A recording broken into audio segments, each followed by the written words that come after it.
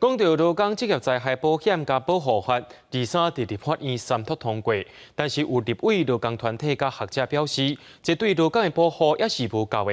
伫咧劳动阵进前，因是做伙召开记者会，要来推杀五个法案的立法甲修法，希望劳工会当有更较完整的保护。制定通过。劳工职业灾害保险甲保护法23伫立法院三读通过，但是有立委表示，要保障劳工，安尼是无够，也阁需要来推杀五大法案的立法甲修法。立委讲，职灾保险法通过了后，也有需要定24个主法，另外阁需要推动的法律包括公益级别法、劳动教育促进法、最佳工资法、性别工作平等法等等。万各机关就甲劳工团体做伙讨论推杀甲修法。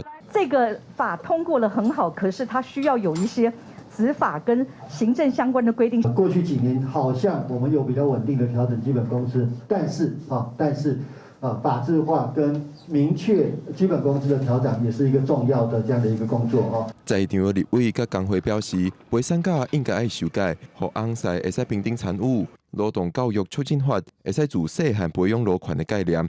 保护亚康者的法律，嘛会使预防发生严重的意外。像最近我们高雄还是台中都发生一个社工一个月要回捐，还是被克扣7、8千块的薪资，机构会拿走。那社工出来检举之后，我们高雄就发生那个社工被迫要离职。